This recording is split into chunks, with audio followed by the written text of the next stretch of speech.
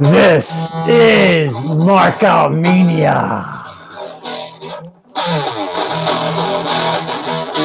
Yeah, getting extreme, baby. Welcome to Mark Out Mania. This is Mark Out Mania.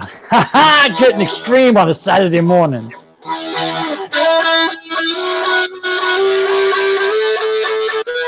Pedro rocking it out ECW style. EC fucking W. I am living dangerously, and you are guilty as charged. Yeah. Woo, good everyone. Job. Pedro, that was awesome. Good morning, guys. Oh, thank you. Welcome, everyone. Good morning, everybody. We are got to be the only podcast that can do live music, rock it out, and do, on the fly, hand-drawn art for our own thumbnails. Yeah. On a Saturday morning when everybody's hungover. Yeah, on a Saturday morning. Yeah, because the Way Too Real has had the Mills, his daughter, her orchestra thing. Mm-hmm. Yeah, I mean, hey, awesome stuff. Welcome, everybody. So this week we got kind of a little hodgepodge of different things. Math Pro was supposed to do a ECW Heatwave style event, but it ended up getting canceled. But still, we took that as our inspiration for this week, and we're going to share some ECW live memories. Actually, hopefully everything's okay with Anthony and with Math Pro, and hopefully everything all is well. And I am looking forward in the future to seeing that show in the future. And welcome, Pedro. Pedro. Hey, welcome everyone. Sorry, I had to take a sip of my Modelo beer. Oh, wait a minute. Hold on. As I sip on mine. Well, I think we've all been blessed because first things first, obey your thirst. I don't know about you guys, but I got a whole truckload of Modelo backed up to my door from Papa Cueto. Call Aerostar and transport me to Zeus's house now. I have 4 pallets of Modelo and Modelo Negro. And it's all in the garage, man. I'm full up, so I don't know if he didn't have y'all's addresses or what, but I don't know.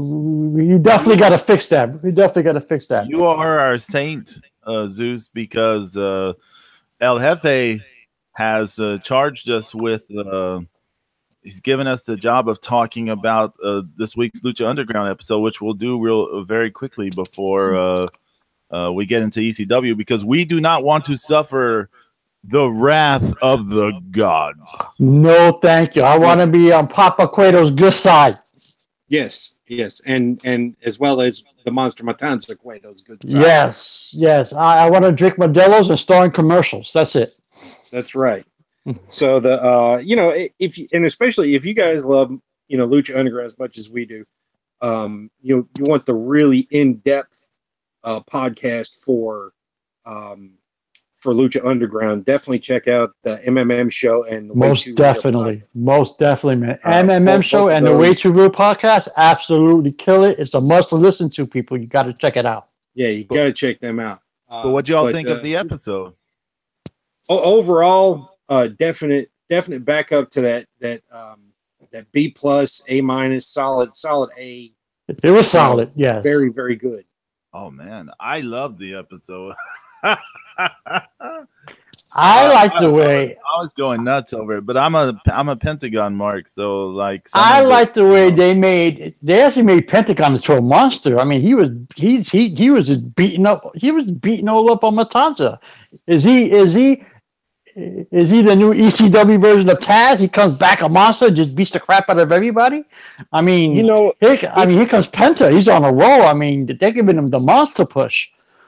Yeah, but if you look at, and I went back and watched the Pentagon Matanza from Ultima Lucha Dos, Matanza was getting his ass kicked in that most of the match. Yeah. But it was the reverse power slam that put Pentagon away. Right. So he didn't get caught with that this time. I like the way they showcase. I actually like the way they're showcasing Penta. I mean, he's looking really well, and they're doing a really good job of pushing him. It's awesome. I'm still getting used to the look of the show and the ring rope and the way the stage is set up and everything's set up. But overall, I thought the show was very good. It was good. It was solid. It was good. It was good. It was so nice to have the vignettes properly back. Like they felt absolutely. Yeah. Katrina looked amazing, and I loved yeah, the way everybody was looking at Katrina. I mean, hello. oh my god! But I mean, her story is very intriguing. Oh yeah. Oh yeah. And she's acting out well, and Papa Cueto's doing his thing, and all of that, and King Cuerno, I like King Cuerno. That was an awesome opening vignette. That was an awesome opening vignette. I don't have the glove. It's in safekeeping. That's awesome. He doesn't know where or when. That's right. Yep. That's right. It's on the vignettes. Yeah, and, I mean, we kind of knew that that there was announced that that there were several guys that they weren't able to get back into the country for the season's taping. So obviously Tejano and Dr. Wagner weren't able to get. So they we got Sammy G and Jake Strong and Jake Strong. That was kind of hot. I was feeling that. Everybody was. The tempo was going nuts. Yeah, to believe it. He looked huge in the Lucha Underground ring. Yeah, he did. He is huge. I was like, who's this? Great Khali? I mean, Jesus, he looked huge. Yeah, he's a big dude. Yeah, he is. No doubt. He is. I don't know Jack, but I do know Jake. That was kind of hot, Yeah. Yeah, he definitely has a swagger about him. Mm-hmm. Oh yeah. I think they can do a lot with Big Bad Steve. He does look like he's right out of a Robert Rodriguez Grindhouse movie. He does. He really does. Like it's like yeah, this is the guy fixing your car. It's like, oh yeah, by the way, he's a retired street fighter and gym rat, and so if you don't pay your bill, we're gonna send Big Bad Steve to take your car back. Yeah. He actually looks like my mechanic at the Honda dealer. He does. I was like, oh shit, is that? Oh no, it's Big Bad Steve. Yeah, but it was a good show overall. I thought it was good. Again, I'm still getting used to the look and the feel of it, the ring rope and the way it's shot, and I'm still not crazy about the editing. Yeah, I know I'm making a big deal out of it, but it's not flowing yet for me. We want the best. Yeah. It's just like when people were giving Justin crap about wanting things to be better. Right. This is the beginning, and we obviously got some new people in production. So everything's going to get better because we're not the only ones that can see what the issues are and what things can be done better. That's the whole thing. Is we're doing something. They're doing something in Lucha Underground that's never been done before. Right. So I was explaining to Pedro last week that I don't know if it's my expectations now. Because at first I didn't expect anything from Lucha Underground, and now I expect the world. So I don't know if it's my expectations but I want it to be like, Yeah, I was really when Penta got Matanza in the package pile driver, I flipped out. I mean, he put it on him. He did. I was like, oh my God. I was like, because I didn't think you could get him in it. No, he got him in it good. But he got him. He wrapped him up. He picked him up and he planted him. I was like, there was a few slip-ups. If you notice a few slip-ups first, a few times, like, there's a few missed spots, but it was done well. It was done well. What'd you think, Pedro? Oh, I mean, I was marking out like all the time. I never got around to watching the episode a third time this week because of various things. He just didn't want Penta to lose. He didn't want Penta to lose. He said no. I love the vignettes. You know, to me, the vignettes. A shout out to Rachel. Hey, she was on Rachel from Way Too Real. She was in the chat room on the MM show last night. Oh, cool. Yep. I enjoyed everything. I guess there was a little bit of editing issues with that trios match. I felt that's my biggest gripe so far is the editing. I thought season 3 was edited so well. I mean, everything flowed. I mean, it flowed. But then again, you know, I'm expecting too much, and I just got to get into it. That's all. You know, I think I'm nitpicking. You know, but it's okay. I felt like it was. I enjoyed the premiere, but I felt like this felt more like the Lucha Underground we know. Like, to me, it felt more comfortably Lucha Underground than last week's episode. Yeah, because, you know, we had our 3 matches, and we had the advancement of the story. Right, exactly. And the vignettes. Right. So I mean, we just, you know, it's good. Like you know, the Aztec Warfare 4 was, you know, a big explosion that nobody expected right out of the gate. And you know, it took everybody by surprise. Right. So, you know, they did it, and they you know, it's now we're heading into more stories. Now we got, you know, Worldwide Underground and the Serpent Tribe are, the reptiles are getting into it. So that's I want to see Cobra Moon versus Taya in a no mas match. That's what I want to see. I'm sure we'll see that by the end of the season. Yeah, I want to see them go all at it all over the ring. I want to see all kinds of stuff. See, again, expectations. But overall, I'd say it's a solid A.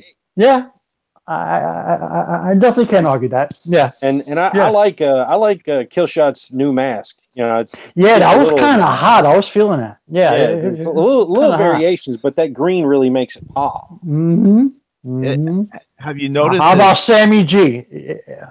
How about Sammy G? You know, he actually got a good ovation. Yeah, he's good. He's very good. I've seen him in Wrestle Circus and a few other places. Cool.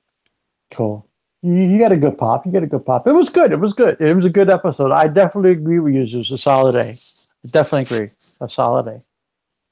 It was good. I can't wait for next week, you know, and, you know.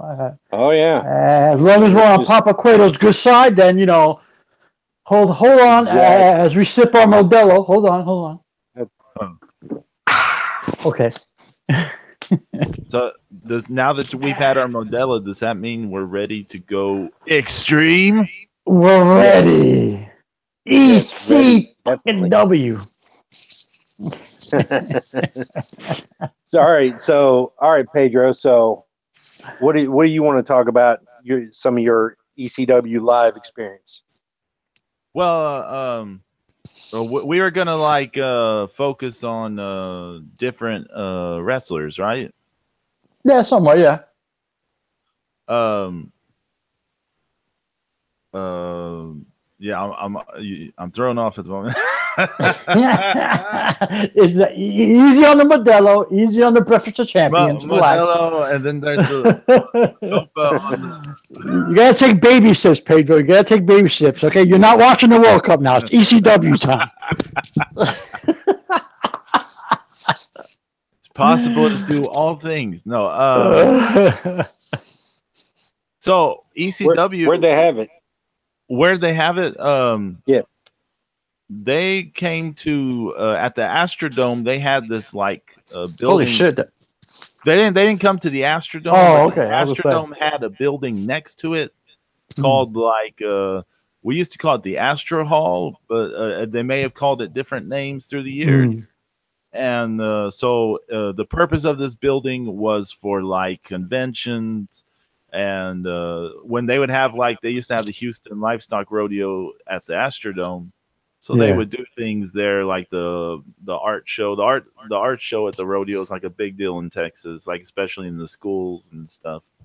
I've had stuff in those art shows when I was a kid in school and so forth. They're like a big deal in Texas, but they also used it for various conventions or shows or what have you. So ECW took up one of the rooms there. So I remember when we went, like, you had a bunch of wrestling people there. The fans are there for the ECW show. And then there are a bunch of people there for like some indoor soccer game. They had some indoor soccer team or something at the time. Mm-hmm. So people were there. So they had both those events going on at the same time in the Astro Hall. You want soccer or you want violence or both? Yeah. We were really excited when ECW announced they were coming to Houston because I don't think they'd been to Texas before that point. This is what probably not. Yeah, I don't remember very many Texas swings for ECW, so it was rare. Yeah. So I know for sure they never came to Houston before. I'm pretty sure they never came to Houston before this. So it was a big deal. And like one of the biggest draws for me was to see Tajiri. And Tajiri. All of us love the Great Muta, right? Oh, of course, yeah. And come on, one of the best ever did it. Of course, and the Great Muta, was like the gateway for like probably like who knows how many wrestling fans here in the United States to get into Japanese wrestlers. So many people copied his gimmicks too. So many. Yeah, I mean it's the ninja, the whole ninja gig, because ninjas were huge in the early '80s especially, and then Muta just kept it going, and then on to Tajiri. Right. I love Tajiri. Super crazy together. I love them together too. Oh yeah, but when we first saw Tajiri, he just had like the blue tights and stuff, right? Mm-hmm. Yeah, he just had he was a clean shaven, baby face, with the trunks and the kick pads, like a light heavyweight, pads. Yeah. And then like a cruiserweight. Yeah, and then at some point he started doing sort of the pants and the sort of a Muta gimmick. So and his hands taped up, his fingers taped up. Yeah, and the mist and the long pants. Yeah. So I was crazy about Tajiri. So it was one of the biggest things about going to the show was I wanted to see Tajiri because I thought this like the closest I would get to seeing kind of like Muta by osmosis or something. The bootleg Muta. Yeah, the bootleg Muta. So, I made a poster for the show. It was Pikachu as Tajiri. And so I had that poster with me. If you go on the WWE network and you watch the ECW from TNN episode with it, you can see it briefly in the beginning. It's like, but it's really small and hard to see. It's like towards the top of your screen somewhere. Nice. That sounds familiar. I swear, I bet if I saw it again, I'd probably say, "Oh yeah, I remember that." It's real hard to see on the TV. It's really hard to see on the TV, but when you remember RF Video used to like sign people up for fan cams at the shows. Yeah. Mm-hmm. And then like months later, you'd get like a tape in the mail, and it'd be exactly like, the fan cam. Mm-hmm. Yeah, because it was $5 cheaper at the event than it was later. Yes. And so on the fan cam, I remember seeing the sign multiple times, but on TV, they were good about that. They were the RF Video guys were very good about finding the fan signs. Mm-hmm. because especially because I mean, if you saw, hey, oh, they got my son, you know, you're part of that history. Then at that point, Yeah. Oh, that video was awesome, man. I used to love tape trading with them, man. They were good stuff, man. It was great. That's where I got most of my stuff from. You know, it was from our video. Oh, yeah, at the and they had ECW house shows. Yeah. Who did he wrestle that night? Pedro.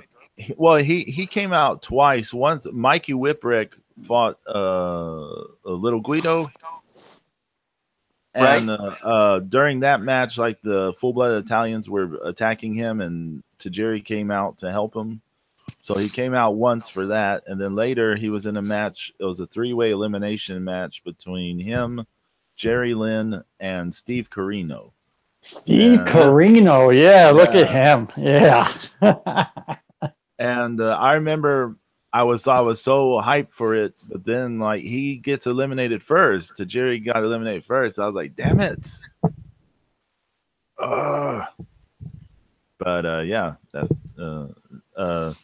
but yeah, it was awesome. I mean, you know, he did his spots. He was, you know, it was awesome. I think he did the miss during the thing with the full-blooded Italians, so I even got to see the miss. Nice. So I saw the miss one time. Yeah, it was cool. It was definitely cool. Yeah. I saw him one other time, and that was at the SmackDown taping I went to in April of 2002. But he was like in a tag match with he was teaming with Chavo. I don't remember who they wrestled, but all those times I saw Jerry, he was with Super Crazy. You know, he was already in that gimmick. He was already in the Muda gimmick. He was in full Muda mode. You know. Yeah, the first time I saw him, it was that night in Concord, and it was just straight super crazy versus Tajiri, and that was you know. Those matches were incredible. Match. Yeah. Those matches were incredible. And that just like I posted that the picture of the Tajiri tarantula. Mm-hmm. You know, he was in the the white and blue and clean shaven face, and they were just they just tore it up. That's awesome, man. Those matches, I mean, I've seen one match. It was him versus Super Crazy. It was about like a 25-minute match, and those guys tore the house down. Oh, yeah. I mean, we were all oohing and on, I mean, because, back then, nobody's seen any of the stuff that they were doing. I mean, Yeah, it was because it was a lot of, because they both been in Mexico. Yeah, and Japan, so they were two of the guys that really just made, that were just kind of taking that next little step in that lucha, because WCW had taken so many of the other luchadors. All the friends of Conan were gone by that point. Eddie, Benoit, Guerrero, they were all gone by then. Yeah, Hootie, Psychosis. Yeah. I mean, all those guys that came up through AAA together were like that. And well, through ECW, they were all gone. Yeah, they were gone. And if I remember correctly, I believe Tajiri was trained in Big Japan. Yeah, that one promotion at Big Japan. Yeah. And I saw a flash the other day. It's like he was in one of those matches in WWE at like one of those in your house pay-per-views, in one of those lucha tag matches that they never did, that the crowd didn't get. And you talk about something that WWE's never been able to do is really showcase lucha guys. No, well, they don't. Everything's too controlled in WWE for that. See, that's the problem. That's why I think they're going to ruin Ricochet, because he won't be allowed to be Ricochet in WWE.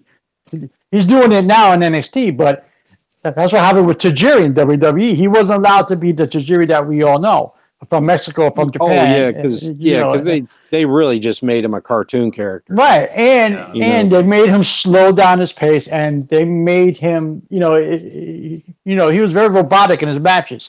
You knew exactly what he was going to do, when he was going to do it. That wasn't the case in ECW. he'll slap the tarantula out of nowhere. He'll do a flip out of nowhere. It was totally different, you know. Yeah, much different. Mm-hmm. But Tajiri was, you know, definitely one of the, you know, the guys, you know, later on, and you know, he was, you know, he just became a big part of it at the end, you know. I mean, because he was aligned with Carino there, with Carino and Jack Victory. But that was before the James Mitchell, right? Yeah, that was before James Mitchell, right? Yeah, that was before. Yeah, it was before him and Mikey Whipwreck. It was because then he eventually turned on Carino. But you know, there was that one pay-per-view. Remember Tajiri versus Taz? I got to refresh at the end of the pay-per-view, and I don't think I've seen that one. Yeah, I got to think about that one. Taz took a piece of barbed wire off of the entryway. I think I know what you're talking about. Yes. Right, he used it in the Taz mission, wrapped up. Wrapped it across Tajiri's face and mouth, and they had to zoom out because they were scared they were going to get thrown off pay-per-view. Mm-hmm. Because Tajiri's face was like gushing blood, and he's got, you know, barbed wire in his mouth, and I saw the highlights of that. Yeah, like you didn't even get to see it up close. Only wrestling photographers that got pictures that, you know, posted that later, you know, in magazines that did you really, you know, get a good shot of it. But they were like, they're like, zoom out, you know. Oh, that's awesome. Love to do. Yeah. He's great stuff. Well, me, you know, I've been to a lot of ECW shows, you know. Oh, yeah. Right. Just like you, Zeus. You know, I've been to the ECW arena a couple times. I've been to so many house shows in the tri-state area, all over New York, New Jersey, up in Philly. My actually favorite show actually was the TNN taping, Lost Battalion Hall in '99. Wow. That was when Raven came back and won the belts with Tommy Dreamer at the end. He made a surprise appearance to won the belts from the Dudleys. I was at that show. So that's one of my favorite shows of all time. I mean, nothing can compare to the ECW arena and the stuff I've seen there. But my favorite show of all time was the Lost Battalion Hall show. But my other favorite show, it was a small house show at the Elks Lodge in Queens. And I've always had this back and forth with Shane Douglas because I love Ric Flair. He was my favorite wrestler of all time. Right. And, you know, and this is when Shane Douglas was going back and forth or how he hated Flair. He was calling him Dick Flair. This. I mean, he was doing this ongoing gimmick. He would stop it, then start it, stop it, then start it, stop it, then start it. So at the live shows, he would do it sometimes, and, you know, we all get tired of hearing it, you know. So we would, you know, we would always heel on him, you know. Little Dick, we call him, you know, go home and get your skateboard. You know, I mean, we used to let him have it, you know, and, you know, he would spit at us, you know, he would give us the middle finger, he would give us the look, and, you know, it became a running joke with me. But I loved, he was the antithesis of the heel because he was must-see TV for me. I had to see Shane Douglas live, okay? He was the one guy who I always defended ECW, because all my friends who were all WWE marks, you know, George the Animal Steele's the man. No, you know, they're like, oh, that's all just blood and guts. I said, man, you got to look at Shane Douglas. He wrestles, you know, he puts the figure four, he does this, he does that. You know, I would defend him. But at the live shows, you know, go home and get your skateboard, you know, go dye your hair, you know, go back and work in Target, you know. I mean, we used to give him so much shit. Damn. Because, you know, he was doing that ongoing I hate Flair gimmick. Now, I don't know how much of it was a gimmick because I know he really hated Flair. But, you know, like at the live show, he would, you know, I remember there's one guy. It was a show in Jersey. Maybe 1,000 people, if that. And this guy holds up a sign that says Flair #1. And this is the first time I've seen Shane Douglas lose it. His face turned purple. He was trying to get to the fan. He wanted to rip up the sign. And the whole crowd was chanting, "You suck dick, you suck dick." I mean, it was getting crazy, you know? And I was sitting there just chanting along, just like an idiot, you know? Yay, me, you know? And but he was to me, he was such a great heel because he invoked so much emotion. But there was not, I mean, outside of attraction, quote unquote, of Sabu and stuff like that, Sandman, he was the one wrestler I wanted to really see. It's because I loved his mic work, I loved his ring work. I love how he put other people over, and he did. He did. Yeah. He put so many people over, and you know what? And he never gets enough credit for that. Shane, and you know, it's funny. It's like ECW. He complains about Ric Flair so much. It's like, well, like you hate Ric Flair so much. Why are you trying to be like him? Yeah, exactly. Or you know, all you needed was the goddamn robe. You know, I mean, yeah. And he had some robes. Yeah, he did. Yeah, the franchise this and all that. His stupid haircut, and you know. But I give him props because I remember he broke his arm, and he had those incredible matches with Bam Bam Bigelow with the broken arm. Oh yeah, you know, over in Asbury Park. Yes, and I mean, we used to give him so much shit, but he was such a good sport about it. But I've seen him. You know, he got legit pissed. You know, I've seen his face get purple. I mean, I was up close one time where his face he hated that guy with that sign. He wanted that guy. You know. And no, I know how the fan feels. Trust me. Exactly, Zeus. You know, but sometimes you can really piss a wrestler off with a good sign. I saw him at the show over in the Elks Lodge in Queens, and he put the figure four. He put the figure four leg like on some. I don't even know who he was wrestling. I think it was who was it? Oh yeah, I think it was Chris Chetty. Oh, remember that guy? Yeah. That poor guy. That poor son of a bitch got abused, you know. And you know, I think he put the figure four on Chris Chetty or something like that, and the crowd went ballistic. They would throw shit in the ring. They did because you know how dare he put the figure four on after all he did was bitch about Flair, you know. And exactly. As much as I wanted to rip his teeth out, I absolutely loved it for it. He was, to me, he was amazing. He was the only person that I was missing from that Lost Battalion CNN show. Okay, that was the show. By the way, the Dudley said that they were going to take the ECW tag team belt to put them on Vince McMahon's desk. Oh okay? Yeah, and that was the last time I seen the fake Umaga. It was the fake Kamala. What was his name? Oh, Botswana Beast. Yeah. There you go. Good job, Zeus. Yeah, that guy got booed out the building. Let me tell you. He had the half moon painted on. He was doing his belly, and we were ripping him to shreds. We were like, go back to Kentucky, go back to Jersey. We were like, go have some White Castle. I mean, we were ripping that guy. That was definitely a gimmick infringement right there. Oh, big time. And we let him have it too. But, you know, he was the only person that I was actually missing from that ECW show. I saw Shane Douglas in the bingo hall, the ECW arena. And that's when he was at his best because he was on, he was TV taping. So he was ready for the cameras. He was doing his thing. And, you know, on the mic, he ruled, man. I just thought he was so good. I have a love-hate relationship with that man. I love him because I think he's such a great worker. But, man, he just makes you want to punch him in the face, you know?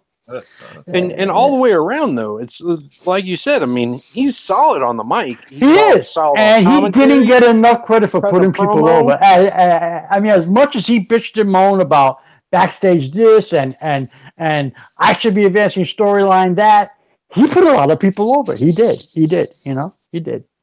I mean, Taz, he helped really make Taz. Yeah, he did. Yeah. He did. They had some classic fucking showdowns between the two of them. Do you remember the build up to Taz eventually beating Shane Douglas for the title? Like they stretched it out for so long. And, way over a year. I mean, and so when it happened, like everyone was just waiting for so long for Taz to do it. You know, like we just all wanted to see it.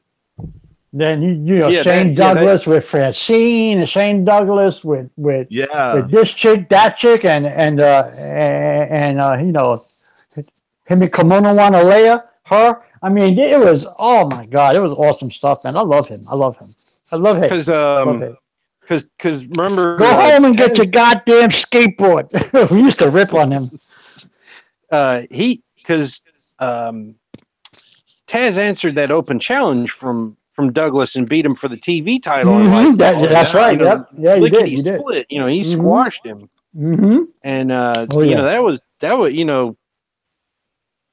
they feuded big time back then. And I mean, and like Shane was just creating other feuds just by getting guys to try to take out Taz so he wouldn't have to fight him. It's like, I hired Sabu to come get your ass, Taz. Fuck you, dude. Yeah, I thought at one point, I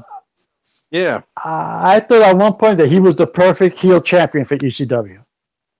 Oh yeah, he was he had that look. He was the Ric Flair of ECW. Right, and the fact that he hated Ric Flair, but at the same time he copied Ric Flair, made it perfect. Yeah, Well, and I mean, he's the golden boy. He's tall, blonde hair. Yeah, good looking. Yeah, I mean, all that stuff. Dynamic dudes. No, get the hell out of here with that shit. Get out of here. I mean, come on. Think of some of the most seminal early moments of ECW, like that NWA title tournament. That he exactly. He cut that promo. Exactly. That three-way match with that first one between him, Terry Funk, and Sabu. Oh yeah, good stuff, man. He was good stuff. Well, he was there in the beginning. He was there when it was still Eastern Championship Wrestling. I mean, what I'm saying, he was still dealing with Don Morocco. I remember that. He earned everything he got. I mean, he earned everything he got on both the good and the bad. But he was good. He was good. Pain in my ass, but he was good. I always wanted to bring a skateboard to the show. But I was not going to buy one just to. Yeah, he hated that shit. I posted a picture of the Dynamic Dudes, and I tagged him in it, and he's like, man, it still chaps my ass. He's like, I don't hate you. He's like, I still hate that. I think he still hates Johnny Ace. Am I right? Yeah. I think everybody hates Johnny Ace. Yeah. Especially since he's out of WWF Creative. Everybody. Yeah. Everybody they hate him and Bradshaw. Yeah. And speaking of Taz, I mean, he had, such a good run in ECW. And one of the things that ECW really did is they didn't have they weren't cemented into a certain way of doing things. So when they would show promos with Taz and things like that, they would put because he's short. Well, they put the camera lower than his face. So he would look taller. And they would zoom in more. So he'd fill out the whole frame of what was going on. So they had to be creative. They had to be creative. Because ECW actually brought out the creativity out of everyone. Right, and well, I mean, just showing everybody the same is not, that kind of like the way that they treated him in WWF when he got there. You're all at first you're like, oh man, it's like it's Taz, it's like, and then he gets there and it's like, well, he looks small against everybody. It's like, well, they weren't showcasing him right, and that's one thing that Paulie, I think, did well with everybody was. He got people there to showcase you. And just like in the ring, I mean, he looked bigger than life. He acted bigger than life. And when he's throwing dudes around with suplexes and judo throws and everything else, he was very believable. I've seen Taz a lot of time in person, a lot of ECW shows, and I don't care how short that man is. He's a badass. And you know what? He's intimidating. He is. Yeah, and he cuts a great promo. Oh, excellent promo. Mm-hmm. The first time I saw Survive him, if I let you. That's right. Oh, yeah. Beat me if you can. Yeah. Yeah, and and the crowds were always behind him. I mean, everywhere I went, the crowds never turned on Taz until that night he left. Yeah. But that was bad. The first time, but like the first time I saw him live was at that Concord show, and it was Taz versus Sabu for the ECW World Title, and Sabu was the he was the FTW champion. Love that belt. That was awesome. Yeah, and it was a no DQ falls count anywhere match, and we're in this rec center. I mean, it's like probably 800 people at the most, and I mean like if the fire department come in, they'd shut it down because like they kept selling standing room only tickets even after the show started because so many people had showed up for it. Yeah, and they're like piling people in like everything except like the first 2 rows was general admission. I used to call those the firehouse shows. I used to call those kind of shows the firehouse shows just because the fire department was about 5 minutes away from shutting those things down. Exactly. And I've been to my share of those. Yeah, and it was just a porta potty, no problem, a bucket right over in the corner. Yeah, and it was just an ocean of people. I mean, just a huge ocean of people that were in there by the end because like they had pool tables in there that they were still on the floor. and they went at each other on the pool tables, on the merchandise table. I mean, they came through they came up through the risers where we were at, and they were right there by us. And I mean, they tore it up. I mean, they really did. And I mean, I think that was a double. I think they both beat the crap out of the referee or something at the end. There was no clear resolution, but the match made him. I think it was 30-minute time limit draw. But I mean, when Taz would, when he started suplexing people, I mean, it get the crowd so pumped. Oh yeah, and I used to love it when Taz used to come to the ring with 911. That was awesome. I love that. Big Al. I didn't get to see all of that stuff from those earlier days. Yeah. But yeah, the whole 911 thing, he was a big dude, man. That was a great big dude. Yeah, but they stood next to Taz and looked even bigger, Yeah, no kidding. But I mean, Taz had cut he cut the promo, and like I said, I mean, everybody was into it. I mean, he was just, he really was that monster baby face, kind of like we were saying earlier about Pentagon. I mean, just like he's the guy you want to come in and just see him rip up shit and then just, go home. It's like, all right, I'm fucking done here. Let's go home. He's like the new version of Taz. Bang, bang, bang, bang. That's it. Let's go. That's right. It's like I'm gonna do a whole bunch of kick-ass moves on you. Yeah. Go fuck home. Yeah. Exactly. But first, a Negro Modelo. Yeah. I'm sorry, Zeus. I'm sorry. Oh no, I'm just saying. I mean, I was a big Taz fan. My brother was too. We went and saw him saw him in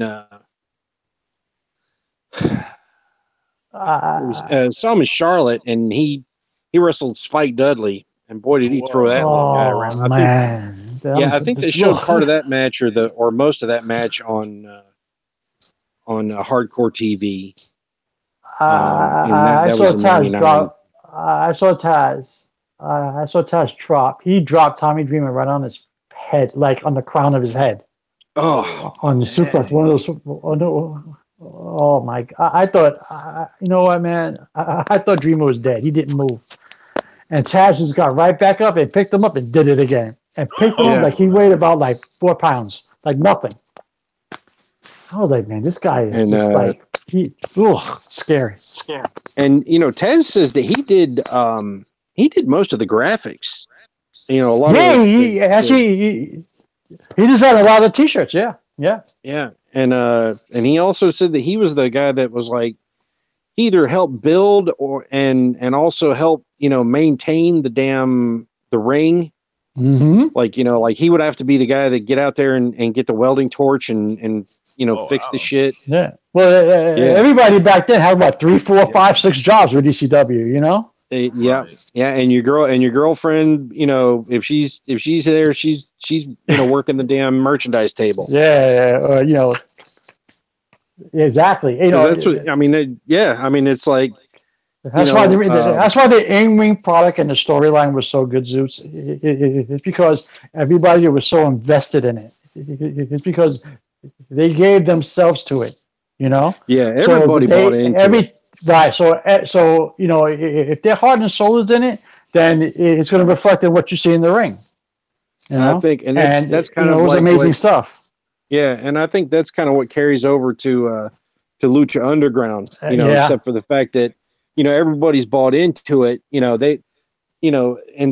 Thankfully people like Johnny Mundo and Killshot and Willie Mack, and thankfully they don't have to tear down the ring and sell their sell tickets and do all this other crap that all the other guys in ECW ended up having to do. And I'm glad they're getting taken care of, because a lot of guys and Paulie and Tommy Dreamer said in that Rise and Fall of ECW, he's like, Paul owes people a lot of money.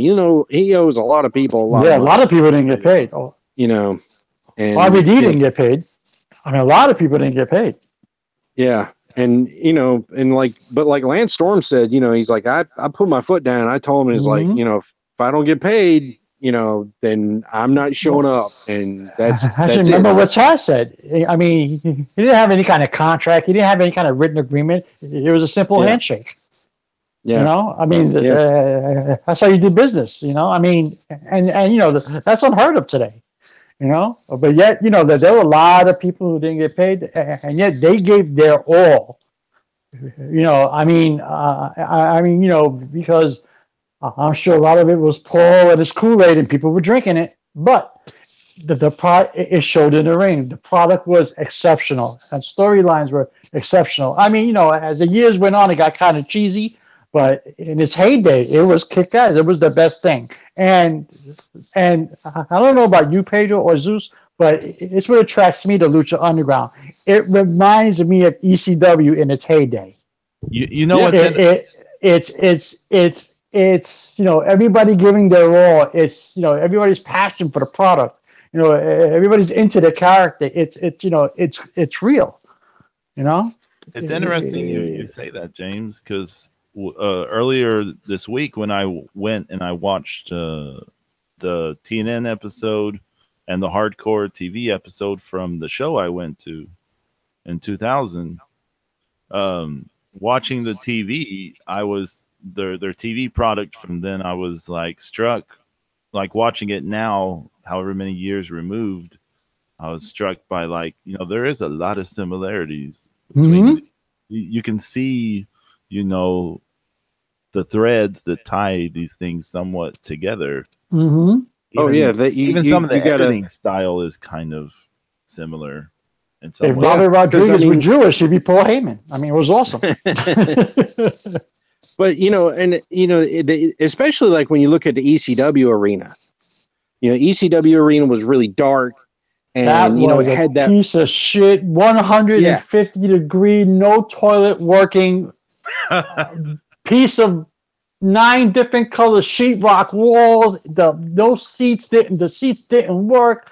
The smell, and I loved every single minute of it. It's iconic. Right, and then but the setup, it's like they all had that place where where they were on the top of doing the broadcasting and recording the audio and different things and places where guys ended up. Mm-hmm. Places where guys ended up doing dives off of that onto other dudes. That was the Eagle's Nest up there, yeah. Yeah, the Eagle's Nest is is similar to Dario's office in the first temple. Mm-hmm. And there was just I mean it's dark, and you got all these just like from before, they call them the island of misfit toys, and that's that's all these guys that are just incredible that aren't in WWE or to a lesser extent they're finally kind of getting little shots here and there in Impact, but I would like to think that if ECW had money, it would be more like Lucha Underground. As far as production goes, it would have been more like Lucha Underground. And well, and not to mention too, another thing that hurt ECW was that the other owner, the guy that started it all, was filtering guys. I can't remember. He was filtering guys to to WCW especially. It's like, Jesus, like, how much are they, paying you from WCW to help sign guys when, you got your own company? It's like, how much it's like, are you not getting paid either? It's brutal. It was brutal. But and then that's, at that point when what was the best thing about that, though, Zeus? What was the best thing about that, though, Zeus? The in-ring product never faltered. Even during that whole time, the in-ring product never faltered. Well, the talent left. Kept the same. They were stolen. The same standards and passion. But it never showed in the ring. Unlike some other companies where if there's turmoil behind the scenes, it shows in the ring. WCW. So. Well, when you make the work environment bad, Doug Gordon. Wasn't that it? Tom Gordon? Tom Gordon. Tom Gordon was the Mm-hmm. Yeah. I could see he was the figure of Tri-State Wrestling. It was the old Tri-State Wrestling Alliance. It was him and Eddie Gilbert. Okay? Yep. It was the old Tri-State Wrestling Alliance, and that became Eastern Championship Wrestling. And then that was when Todd Gordon had more of a bigger role involved. He invested some money then. And then he was having a problem with Eddie Gilbert, and they were going back and forth, and there was some mismanagement of funds, and then he brought in Heyman, and then Heyman had to fire Gordon, and it became one big cluster. Yeah. But they seemed to thrive on it because the in-ring product got better. As weird as that sounds, it did, and it's because of the talent that they had. That was my first exposure to Rey Mysterio. It was my first exposure to Juventud Guerrero. That was my first exposure to Psychosis. I've only ever saw them on AAA tapes. All the AAA tapes I used to get from tape traders, and then here I am seeing them. I'm like, holy shit, So it was the in-ring talent, and it carried them in spite of all the crap that was happening behind the scenes with Gordon, with Gilbert, with everybody else, and the small little investors here and there. I heard Heyman had a problem with his parents. His parents invested money, this and that and the third. So it was nuts. It was nuts. And hence why I'm drawn to Lucha. A lot too. Yeah, exactly. His dad was a lawyer, right? Yeah. Right, yeah, exactly. And hence why I'm drawn to Lucha Underground. It's because it reminds me of ECW in the heyday. Now, it doesn't have the problems that ECW had, but they had their share of hiccups. Is there going to be a season 4? Or it's not going to be held in this temple. It's going to be moved to the new Ice Temple. They're going to cut production costs. Is it going to be the same? Is it going to look the same? He's having visa problems. He can't get this talent back. We can't get that talent back. But again, the in-ring product stays true to what we know. Yeah. Because of the passion and because people believe in what they're doing. Unlike other companies where we've seen backstage politics show in the ring, a la WCW, a la TNA. It showed. It didn't show in LU. It didn't show in ECW. And that's what makes a company successful in my eyes. Because they let nothing deter from the in-ring product and from giving the people who pay their money the show of their lives. That's it.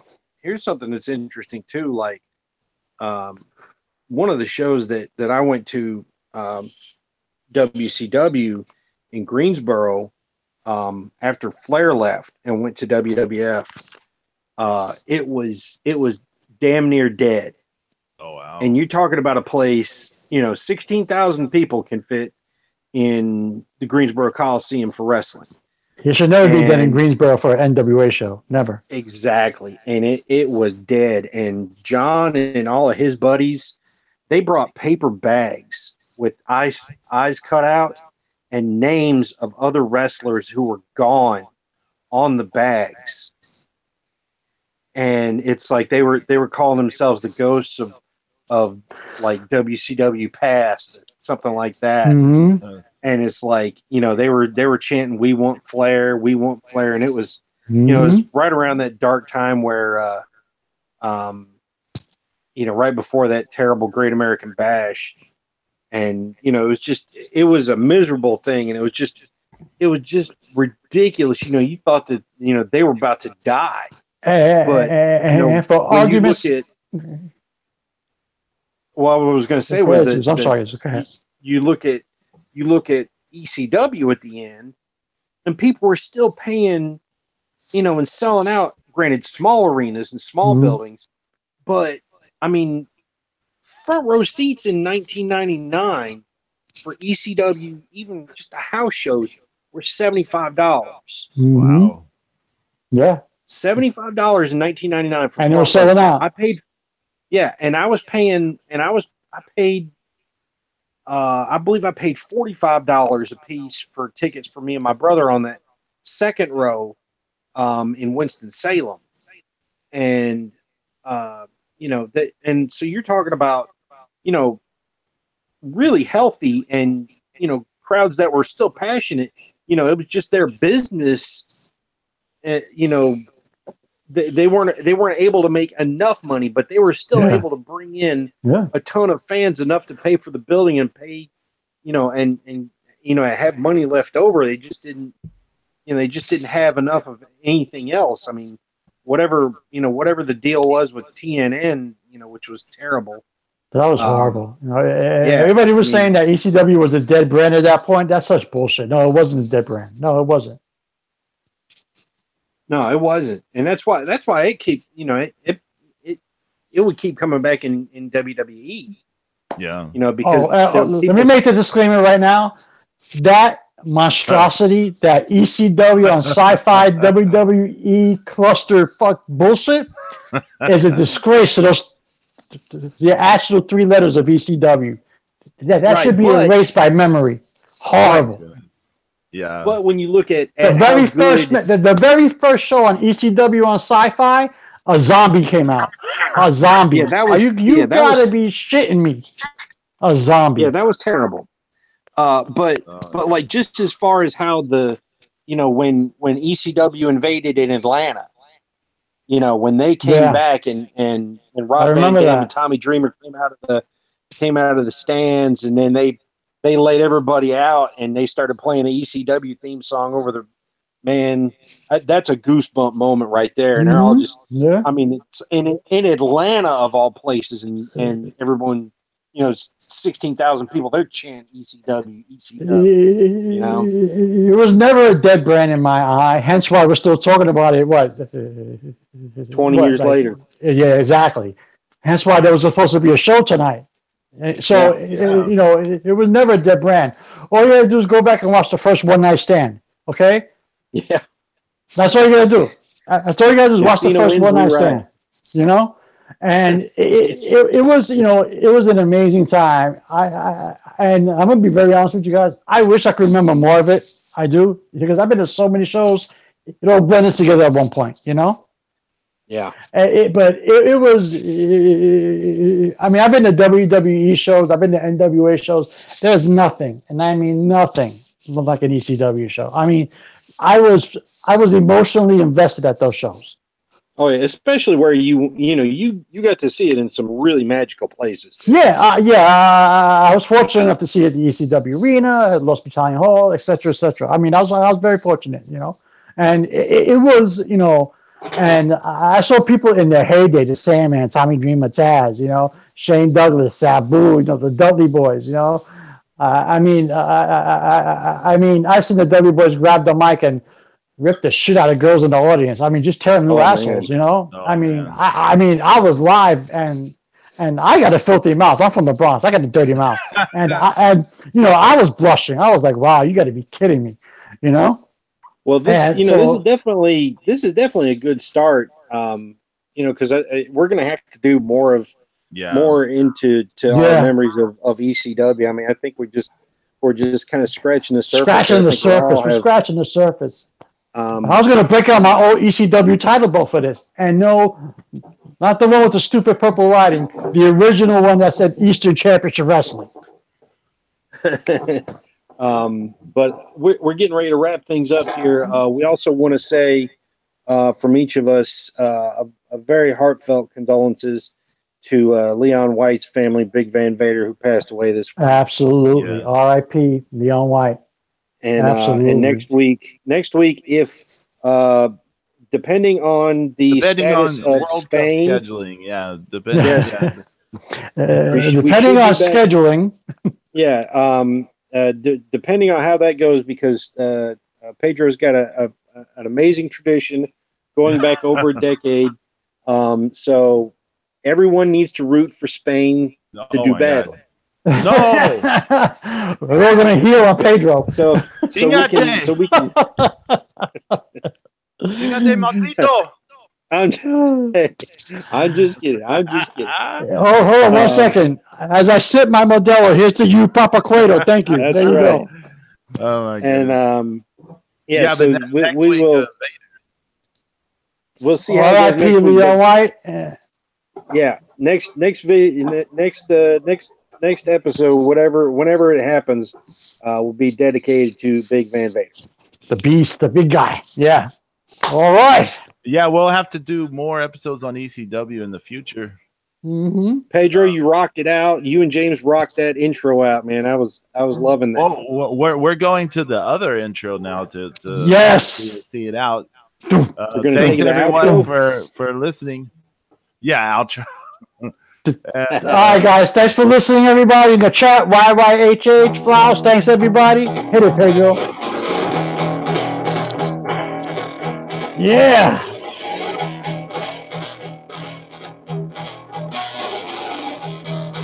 This is Mark Out Mania. Woo!